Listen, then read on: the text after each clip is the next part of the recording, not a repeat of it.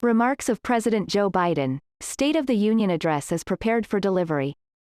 March 1, 2022. Speeches and remarks. United States Capitol. Madam Speaker, Madam Vice President, our First Lady and Second Gentleman. Members of Congress and the Cabinet. Justices of the Supreme Court. My fellow Americans. Last year COVID-19 kept us apart. This year we are finally together again. Tonight, we meet as Democrats, Republicans and Independents. But most importantly as Americans. With a duty to one another, to the American people, to the Constitution. And with an unwavering resolve that freedom will always triumph over tyranny. 6 days ago, Russia's Vladimir Putin sought to shake the foundations of the free world, thinking he could make it bend to his menacing ways. But he badly miscalculated. He thought he could roll into Ukraine and the world would roll over. Instead, he met a wall of strength he never imagined. He met the Ukrainian people. From President Zelensky to every Ukrainian, their fearlessness, their courage, their determination, inspires the world. Groups of citizens blocking tanks with their bodies. Everyone from students to retirees, teachers turned soldiers defending their homeland. In this struggle, as President Zelensky said in his speech to the European Parliament, light will win over darkness. The Ukrainian ambassador to the United States is here tonight. Let each of us here tonight in this chamber send an unmistakable signal to Ukraine and to the world. Please rise if you are able and show that, yes, we the United States of America stand with the Ukrainian people. Throughout our history we've learned this lesson: when dictators do not pay a price for their aggression, they cause more chaos. They keep moving, and the costs and the threats to America and the world keep rising. That's why the NATO alliance was created, to secure peace and stability in Europe after World War II. The United States is a member along with 29 other nations. It matters. American diplomacy matters. American resolve matters. Putin's latest attack on Ukraine was premeditated and unprovoked. He rejected repeated efforts at diplomacy. He thought the West and NATO wouldn't respond. And he thought he could divide us at home. Putin was wrong. We were ready. Here is what we did. We prepared extensively and carefully. We spent months building a coalition of other freedom-loving nations from Europe and the Americas to Asia and Africa to confront Putin. I spent countless hours unifying our European allies. We shared with the world in advance what we knew Putin was planning and precisely how he would try to falsely justify his aggression. We countered Russia's lies with truth. And now that he has acted, the free world is holding him accountable. Along with 27 members of the European Union, including France, Germany, Italy, as well as countries like the United Kingdom, Canada, Japan, Korea, Australia, New Zealand, and many others, even Switzerland. We are inflicting pain on Russia and supporting the people of Ukraine. Putin is now isolated from the world more than ever. Together with our allies, we are right now enforcing powerful economic sanctions. We are cutting off Russia's largest banks from the international financial system. Preventing Russia's central bank from defending the Russian ruble, making Putin's $630 billion war fund worthless. We are choking off Russia's access to technology that will sap its economic strength and weaken its military for years to come. Tonight I say to the Russian oligarchs and corrupt leaders who have bilked billions of dollars off this violent regime, no more. The U.S. Department of Justice is assembling a dedicated task force to go after the crimes of Russian oligarchs. We are joining with our European allies to find and seize your yachts, your luxury apartments, your private jets. We are coming for your ill-begotten gains. And tonight I am announcing that we will join our allies in closing off American airspace to all Russian flights, further isolating Russia, and adding an additional squeeze on their economy. The ruble has lost 30% of its value. The Russian stock market has lost 40% of its value and trading remains suspended. Russia's economy is reeling and Putin alone is to blame. Together with our allies we are providing support to the Ukrainians in their fight for freedom. Military assistance, economic assistance, humanitarian assistance. We are giving more than $1 billion in direct assistance to Ukraine. And we will continue to aid the Ukrainian people as they defend their country and to help ease their suffering. Let me be clear, our forces are not engaged and will not engage in conflict with Russian forces in Ukraine. Our forces are not going to Europe to fight in Ukraine, but to defend our NATO allies, in the event that Putin decides to keep moving west. For that purpose we've mobilized American ground forces, air squadrons, and ship deployments to protect NATO countries including Poland, Romania, Latvia, Lithuania, and Estonia. As I have made crystal clear, the United States and our allies will defend every inch of territory of NATO countries with the full force of our collective power. And we remain clear-eyed. The Ukrainians are fighting back with pure courage. But the next few days, weeks, months, will be hard on them. Putin has unleashed violence and chaos. But while he may make gains on the battlefield, he will pay a continuing high price over the long run. And a proud Ukrainian people, who have known 30 years of independence, have repeatedly shown that they will not tolerate anyone who tries to take their country backwards. To all Americans, I will be honest with you, as I've always promised. A Russian dictator, invading a foreign country, has costs around the world. And I'm taking robust action to make sure the pain of our sanctions is targeted at Russia's economy. And I will use every tool at our disposal to protect American businesses and consumers.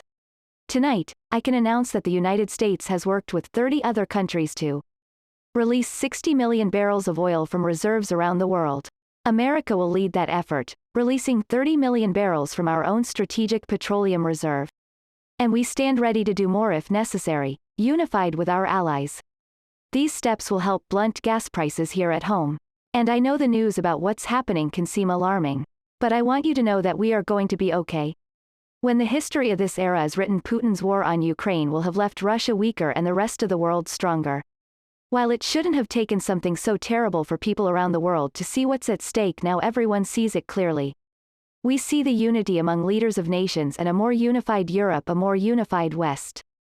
And we see unity among the people who are gathering in cities in large crowds around the world, even in Russia, to demonstrate their support for Ukraine.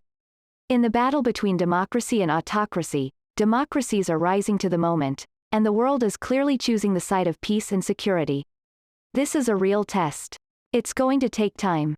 So let us continue to draw inspiration from the iron will of the Ukrainian people. To our fellow Ukrainian Americans who forge a deep bond that connects our two nations, we stand with you. Putin may circle Kyiv with tanks, but he will never gain the hearts and souls of the Ukrainian people. He will never extinguish their love of freedom. He will never weaken the resolve of the free world.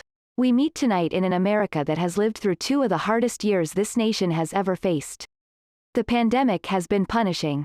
And so many families are living paycheck to paycheck, struggling to keep up with the rising cost of food, gas, housing, and so much more. I understand. I remember when my dad had to leave our home in Scranton, Pennsylvania to find work.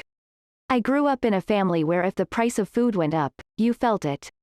That's why one of the first things I did as president was fight to pass the American Rescue Plan. Because people were hurting, we needed to act, and we did. Few pieces of legislation have done more in a critical moment in our history to lift us out of crisis.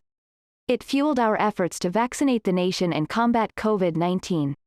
It delivered immediate economic relief for tens of millions of Americans, helped put food on their table, keep a roof over their heads, and cut the cost of health insurance. And as my dad used to say, it gave people a little breathing room. And unlike the $2 trillion tax cut passed in the previous administration that benefited the top 1% of Americans, the American Rescue Plan helped working people, and left no one behind. And it worked. It created jobs. Lots of jobs. In fact, our economy created over 6.5 million new jobs just last year. More jobs created in 1 year than ever before in the history of America. Our economy grew at a rate of 5.7% last year, the strongest growth in nearly 40 years, the first step in bringing fundamental change to an economy that hasn't worked for the working people of this nation for too long. For the past 40 years we were told that if we gave tax breaks to those at the very top, the benefits would trickle down to everyone else. But that trickle-down theory led to weaker economic growth, lower wages, bigger deficits, and the widest gap between those at the top and everyone else in nearly a century. Vice President Harris and I ran for office with a new economic vision for America. Invest in America. Educate Americans. Grow the workforce. Build the economy from the bottom up and the middle out, not from the top down. Because we know that when the middle class grows, the poor have a ladder up and the wealthy do very well. America used to have the best roads, bridges, and airports on Earth. Now our infrastructure is ranked 13th in the world. We won't be able to compete for the jobs of the 21st century if we don't fix that. That's why it was so important to pass the bipartisan infrastructure law, the most sweeping investment to rebuild America in history. This was a bipartisan effort, and I want to thank the members of both parties who worked to make it happen. We're done talking about infrastructure weeks. We're going to have an infrastructure decade. It is going to transform America and put us on a path to win the economic competition of the 21st century that we face with the rest of the world, particularly with China. As I've told Xi Jinping, it is never a good bet to bet against the American people. We'll create good jobs for millions of Americans, modernizing roads, airports, ports, and waterways all across America. And we'll do it all to withstand the devastating effects of the climate crisis and promote environmental justice. We'll build a national network of 500,000 electric vehicle charging stations, begin to replace poisonous lead pipes, so every child, and every American, has clean water to drink at home and at school, provide affordable high-speed internet for every American, urban, suburban, rural, and tribal communities. 4,000 projects have already been announced. And tonight, I'm announcing that this year we will start fixing over 65,000 miles of highway and 1,500 bridges in disrepair. When we use taxpayer dollars to rebuild America, we are going to buy American products to support American jobs. The federal government spends about $600 billion a year to keep the country safe and secure. There's been a law on the books for almost a century to make sure taxpayers' dollars support American jobs and businesses. Every administration says they'll do it, but we are actually doing it. We will buy American to make sure everything from the deck of an aircraft carrier to the steel on highway guardrails are made in America. But to compete for the best jobs of the future, we also need to level the playing field with China and other competitors. That's why it is so important to pass the Bipartisan Innovation Act sitting in Congress that will make record investments in emerging technologies and American manufacturing. Let me give you one example of why it's so important to pass it. If you travel 20 miles east of Columbus, Ohio, you'll find 1,000 empty acres of land. It won't look like much, but if you stop and look closely, you'll see a field of dreams, the ground on which America's future will be built. This is where Intel, the American company that helped build Silicon Valley, is going to build its $20 billion semiconductor megasite. Up to 8 state-of-the-art factories in one place. 10,000 new good-paying jobs. Some of the most sophisticated manufacturing in the world to make computer chips the size of a fingertip that power the world and our everyday lives. Smartphones. The internet. Technology we have yet to invent. But that's just the beginning. Intel's CEO, Pat Gelsinger, who is here tonight, told me they are ready to increase their investment from $20 billion to $100 billion. That would be one of the biggest investments in manufacturing in American history. And all they're waiting for is for you to pass this bill. So let's not wait any longer. Send it to my desk. I'll sign it. And we will really take off. And Intel is not alone. There's something happening in America. Just look around and you'll see an amazing story. The rebirth of the pride that comes from stamping products made in America. The revitalization of American manufacturing. Companies are choosing to build new factories here, when just a few years ago, they would have built them overseas. That's what is happening. Ford is investing $11 billion to build electric vehicles, creating 11,000 jobs across the country. GM is making the largest investment in its history, $7 billion to build electric vehicles, creating 4,000 jobs in Michigan. All told, we created 369,000 new manufacturing jobs in America just last year. Powered by people I've met like Jojo Burgess, from generations of union steelworkers from Pittsburgh, who's here with us tonight. As Ohio Senator Sherrod Brown says, it's time to bury the label, Rust Belt. It's time, but with all the bright spots in our economy, record job growth and higher wages, too many families are struggling to keep up with the bills. Inflation is robbing them of the gains they might otherwise feel. I get it. That's why my top priority is getting prices under control. Look, our economy roared back faster than most predicted, but the pandemic meant that businesses had a hard time hiring enough workers to keep up production in their factories. The pandemic also disrupted global supply chains. When factories close, it takes longer to make goods and get them from the warehouse to the store, and prices go up. Look at cars. Last year, there weren't enough semiconductors to make all the cars that people wanted to buy. And guess what? Prices of automobiles went up. So, we have a choice. One way to fight inflation is to drive down wages and make Americans poorer. I have a better plan to fight inflation. Lower your costs, not your wages. Make more cars and semiconductors in America. More infrastructure and innovation in America. More goods moving faster and cheaper in America. More jobs where you can earn a good living in America. And instead of relying on foreign supply chains, let's make it in America. Economists call it increasing the productive capacity of our economy. I call it building a better America. My plan to fight inflation will lower your costs and lower the deficit. 17 Nobel laureates in economics say my plan will ease long-term inflationary pressures. Top business leaders and most Americans support my plan. And here's the plan. First, cut the cost of prescription drugs. Just look at insulin. 1 in 10 Americans has diabetes. In Virginia, I met a 13-year-old boy named Joshua Davis. He and his dad both have type 1 diabetes, which means they need insulin every day. Insulin costs about $10 a vial to make, but drug companies charge families like Joshua and his dad up to 30 times more. I spoke with Joshua's mom. Imagine what it's like to look at your child who needs insulin and have no idea how you're going to pay for it. What it does to your dignity, your ability to look your child in the eye, to be the parent you expect to be. Joshua is here with us tonight. Yesterday was his birthday. Happy birthday, buddy. For Joshua, and for the 200,000 other young people with type 1 diabetes, let's cap the cost of insulin at $35 a month so everyone can afford it. Drug companies will still do very well. And while we're at it, let Medicare negotiate lower prices for prescription drugs, like the VA already does. Look, the American Rescue Plan is helping millions of families on Affordable Care Act plans save $2,400 a year on their health care premiums. Let's close the coverage gap and make those savings permanent. Second, cut energy costs for families an average of $500 a year by combating climate change. Let's provide investments and tax credits to weatherize your homes and businesses to be energy efficient, and you get a tax credit. Double America's clean energy production in solar, wind, and so much more. Lower the price of electric vehicles, saving you another $80 a month because you'll never have to pay at the gas pump again. Third, cut the cost of childcare. Many families pay up to $14,000 a year for childcare per child. Middle-class and working families shouldn't have to pay more than 7% of their income for care of young children. My plan will cut the cost in half for most families and help parents, including millions of women, who left the workforce during the pandemic because they couldn't afford childcare, to be able to get back to work. My plan doesn't stop there. It also includes home and long-term care, more affordable housing, and pre-K for every 3 and 4-year-old.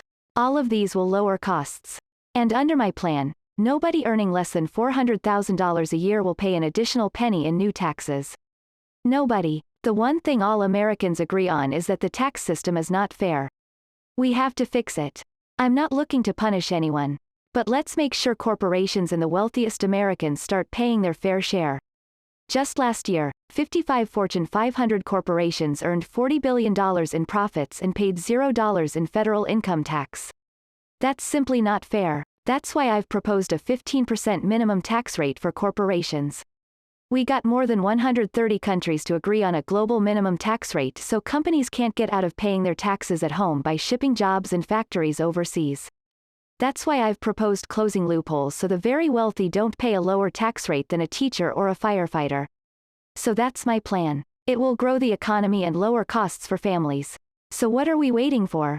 Let's get this done. And while you're at it, confirm my nominees to the Federal Reserve, which plays a critical role in fighting inflation. My plan will not only lower costs to give families a fair shot, it will lower the deficit.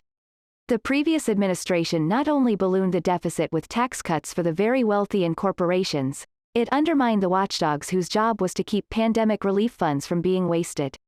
But in my administration, the watchdogs have been welcomed back. We're going after the criminals who stole billions in relief money meant for small businesses and millions of Americans.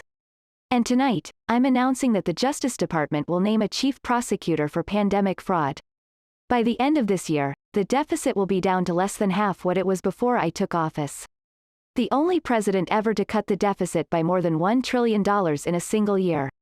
Lowering your costs also means demanding more competition. I'm a capitalist, but capitalism without competition isn't capitalism. It's exploitation, and it drives up prices. When corporations don't have to compete, their profits go up, your prices go up, and small businesses and family farmers and ranchers go under. We see it happening with ocean carriers moving goods in and out of America. During the pandemic, these foreign-owned companies raised prices by as much as 1,000% and made record profits. Tonight, I'm announcing a crackdown on these companies overcharging American businesses and consumers. And as Wall Street firms take over more nursing homes, quality in those homes has gone down and costs have gone up. That ends on my watch. Medicare is going to set higher standards for nursing homes and make sure your loved ones get the care they deserve and expect. We'll also cut costs and keep the economy going strong by giving workers a fair shot, provide more training and apprenticeships, hire them based on their skills not degrees. Let's pass the Paycheck Fairness Act and paid leave. Raise the minimum wage to $15 an hour and extend the child tax credit, so no one has to raise a family in poverty. Let's increase Pell Grants and increase our historic support of HBCUs, and invest in what Jill, our First Lady who teaches full-time, calls America's best-kept secret, community colleges. And let's pass the PRO Act. When a majority of workers want to form a union, they shouldn't be stopped. When we invest in our workers, when we build the economy from the bottom up and the middle out together, we can do something we haven't done in a long time: build a better America. For more than 2 years, COVID-19 has impacted every decision in our lives and the life of the nation. And I know you're tired, frustrated, and exhausted. But I also know this. Because of the progress we've made, because of your resilience and the tools we have, tonight I can say we are moving forward safely, back to more normal routines. We've reached a new moment in the fight against COVID-19, with severe cases down to a level not seen since last July. Just a few days ago, the Centers for Disease Control and Prevention, the CDC, issued new mask guidelines. Under these new guidelines, most Americans in most of the country can now be mask-free. And based on the projections, more of the country will reach that point across the next couple of weeks. Thanks to the progress we have made this past year, COVID-19 need no longer control our lives. I know some are talking about living with COVID-19. Tonight, I say that we will never just accept living with COVID-19. We will continue to combat the virus as we do other diseases. And because this is a virus that mutates and spreads, we will stay on guard. Here are 4 common sense steps as we move forward safely. First, stay protected with vaccines and treatments. We know how incredibly effective vaccines are. If you're vaccinated and boosted, you have the highest degree of protection. We will never give up on vaccinating more Americans. Now, I know parents with kids under 5 are eager to see a vaccine authorized for their children. The scientists are working hard to get that done, and we'll be ready with plenty of vaccines when they do. We're also ready with antiviral treatments. If you get COVID-19, the Pfizer pill reduces your chances of ending up in the hospital by 90%. We've ordered more of these pills than anyone in the world.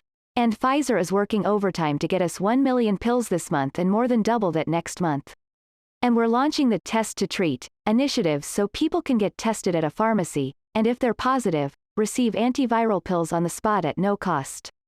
If you're immunocompromised or have some other vulnerability, we have treatments and free high-quality masks. We're leaving no one behind or ignoring anyone's needs as we move forward. And on testing, we have made hundreds of millions of tests available for you to order for free. Even if you already ordered free tests tonight, I am announcing that you can order more from covidtests.gov starting next week. Second, we must prepare for new variants. Over the past year, we've gotten much better at detecting new variants. If necessary, we'll be able to deploy new vaccines within 100 days instead of many more months or years. And, if Congress provides the funds we need, we'll have new stockpiles of tests, masks, and pills ready if needed. I cannot promise a new variant won't come. But I can promise you we'll do everything within our power to be ready if it does. Third, we can end the shutdown of schools and businesses. We have the tools we need. It's time for Americans to get back to work and fill our great downtowns again. People working from home can feel safe to begin to return to the office. We're doing that here in the federal government. The vast majority of federal workers will once again work in person. Our schools are open. Let's keep it that way. Our kids need to be in school. And with 75% of adult Americans fully vaccinated and hospitalizations down by 77%, most Americans can remove their masks, return to work, stay in the classroom, and move forward safely. We achieved this because we provided free vaccines, treatments, tests, and masks. Of course, continuing this costs money. I will soon send Congress a request. The vast majority of Americans have used these tools and may want to again, so I expect Congress to pass it quickly. Fourth, we will continue vaccinating the world. We've sent 475 million vaccine doses to 112 countries, more than any other nation. And we won't stop. We have lost so much to COVID-19. Time with one another, and worst of all, so much loss of life. Let's use this moment to reset. Let's stop looking at COVID-19 as a partisan dividing line and see it for what it is, a god-awful disease. Let's stop seeing each other as enemies, and start seeing each other for who we really are, fellow Americans. We can't change how divided we've been, but we can change how we move forward, on COVID-19 and other issues we must face together. I recently visited the New York City Police Department days after the funerals of Officer Wilbert Mora and his partner, Officer Jason Rivera. They were responding to a 911 call when a man shot and killed them with a stolen gun. Officer Mora was 27 years old. Officer Rivera was 22. Both Dominican Americans who'd grown up on the same streets they later chose to patrol as police officers. I spoke with their families and told them that we are forever in debt for their sacrifice, and we will carry on their mission to restore the trust and safety every community deserves.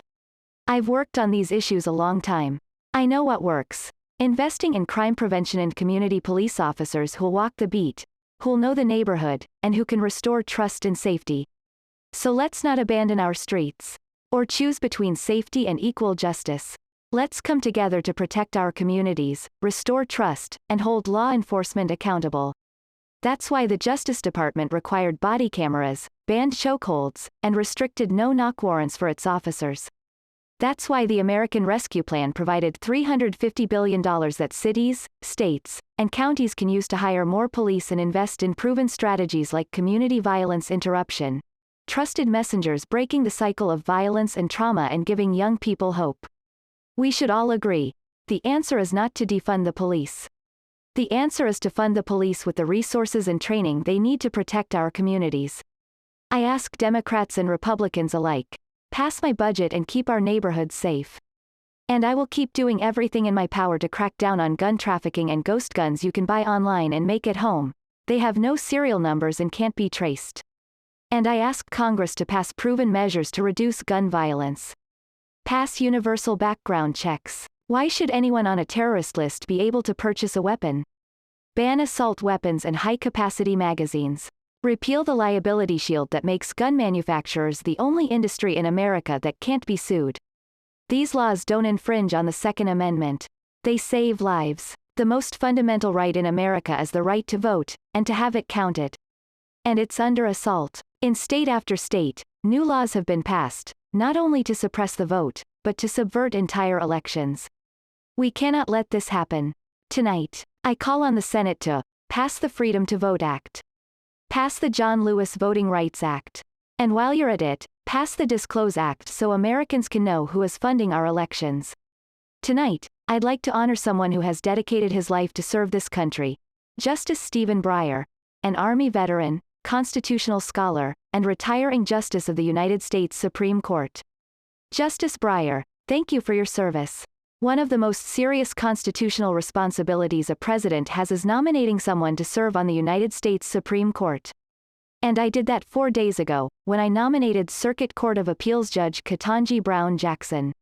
One of our nation's top legal minds, who will continue Justice Breyer's legacy of excellence. A former top litigator in private practice. A former federal public defender. And from a family of public school educators and police officers.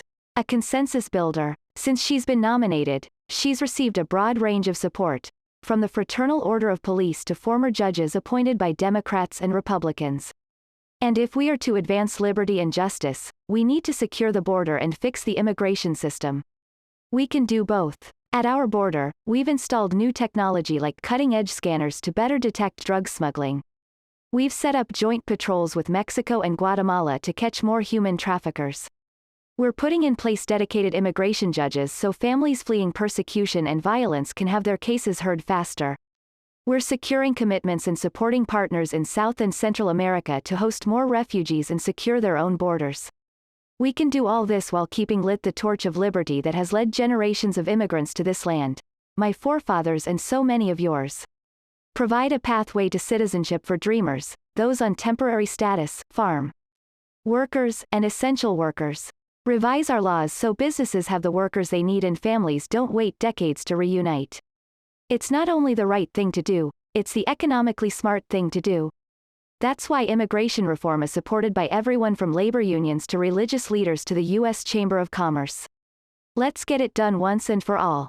Advancing liberty and justice also requires protecting the rights of women. The constitutional right affirmed in Roe v. Wade, standing precedent for half a century, is under attack as never before. If we want to go forward, not backward, we must protect access to healthcare. Preserve a woman's right to choose. And let's continue to advance maternal health care in America. And for our LGBTQ+ Americans, let's finally get the Bipartisan Equality Act to my desk. The onslaught of state laws targeting transgender Americans and their families is wrong. As I said last year, especially to our younger transgender Americans, I will always have your back as your president, so you can be yourself and reach your God-given potential. While it often appears that we never agree, that isn't true. I signed 80 bipartisan bills into law last year, from preventing government shutdowns to protecting Asian Americans from still too common hate crimes to reforming military justice. And soon, we'll strengthen the Violence Against Women Act that I first wrote 3 decades ago. It is important for us to show the nation that we can come together and do big things. So tonight I'm offering a unity agenda for the nation. 4 big things we can do together. First, beat the opioid epidemic. There is so much we can do. Increase funding for prevention, treatment, harm reduction, and recovery. Get rid of outdated rules that stop doctors from prescribing treatments. And stop the flow of illicit drugs by working with state and local law enforcement to go after traffickers. If you're suffering from addiction, know you are not alone. I believe in recovery, and I celebrate the 23 million Americans in recovery. Second, let's take on mental health. Especially among our children, whose lives and education have been turned upside down. The American Rescue Plan gave schools money to hire teachers and help students make up for lost learning. I urge every parent to make sure your school does just that. And we can all play a part. Sign up to be a tutor or a mentor. Children were also struggling before the pandemic. Bullying, violence, trauma, and the harms of social media. As Frances Haugen, who is here with us tonight, has shown, we must hold social media platforms accountable for the national experiment they're conducting on our children for profit. It's time to strengthen privacy protections, ban targeted advertising to children, demand tech companies stop collecting personal data on our children. And let's get all Americans the mental health services they need, more people they can turn to for help, and full parity between physical and mental health care. Third, support our veterans. Veterans are the best of us. I've always believed that we have a sacred obligation to equip all those we send to war and care for them and their families when they come home. My administration is providing assistance with job training and housing, and now helping lower-income veterans get VA care debt-free. Our troops in Iraq and Afghanistan faced many dangers. One was stationed at bases and breathing in toxic smoke from burn pits that incinerated wastes of war, medical and hazard material, jet fuel, and more. When they came home, many of the world's fittest and best-trained warriors were never the same. Headaches, numbness, dizziness, a cancer that would put them in a flag-draped coffin. I know, one of those soldiers was my son Major Beau Biden. We don't know for sure if a burn pit was the cause of his brain cancer, or the diseases of so many of our troops. But I'm committed to finding out everything we can. Committed to military families like Danielle Robinson from Ohio, the widow of Sergeant First Class Heath Robinson. He was born a soldier, Army National Guard, combat medic in Kosovo and Iraq. Stationed near Baghdad, just yards from burn pits the size of football fields. Heath's widow Danielle is here with us tonight. They loved going to Ohio State football games. He loved building Legos with their daughter. But cancer from prolonged exposure to burn pits ravaged Heath's lungs and body. Danielle says Heath was a fighter to the very end. He didn't know how to stop fighting, and neither did she. Through her pain she found purpose to demand we do better. Tonight, Danielle, we are. The VA is pioneering new ways of linking toxic exposures to diseases, already helping more veterans get benefits. And tonight, I'm announcing we're expanding eligibility to veterans suffering from 9 respiratory cancers. I'm also calling on Congress, Pass a law to make sure veterans devastated by toxic exposures in Iraq and Afghanistan finally get the benefits and comprehensive healthcare they deserve. And fourth, let's end cancer as we know it. This is personal to me and Jill, to Kamala, and to so many of you. Cancer is the number 2 cause of death in America, second only to heart disease. Last month, I announced our plan to supercharge the cancer moonshot that President Obama asked me to lead 6 years ago. Our goal is to cut the cancer death rate by at least 50% over the next 25 years. Turn more cancers from death sentences into treatable diseases. More support for patients and families. To get there, I call on Congress to fund ARPA-H, the Advanced Research Projects Agency for Health. It's based on DARPA, the Defense Department project that led to the Internet, GPS, and so much more. ARPA-H will have a singular purpose: to drive breakthroughs in cancer, Alzheimer's, diabetes, and more. A unity agenda for the nation. We can do this. My fellow Americans, tonight, we have gathered in a sacred space, the citadel of our democracy. In this capital, generation after generation, Americans have debated great questions amid great strife, and have done great things. We have fought for freedom, expanded liberty, defeated totalitarianism and terror, and built the strongest, freest, and most prosperous nation the world has ever known. Now is the hour, our moment of responsibility, our test of resolve and conscience, of history itself. It is in this moment that our character is formed, our purpose is found, our future is forged. Well, I know this nation. We will meet the test. To protect freedom and liberty, to expand fairness and opportunity. We will save democracy. As hard as these times have been, I am more optimistic about America today than I have been my whole life. Because I see the future that is within our grasp. Because I know there is simply nothing beyond our capacity. We are the only nation on earth that has always turned every crisis we have faced into an opportunity. The only nation that can be defined by a single word: possibilities. So on this night, in our 245th year as a nation, I have come to report on the State of the Union. And my report is this: the State of the Union is strong, because you, the American people, are strong. We are stronger today than we were a year ago, and we will be stronger a year from now than we are today. Now is our moment to meet and overcome the challenges of our time. And we will, as one people, one America, the United States of America. May God bless you all. May God protect our troops.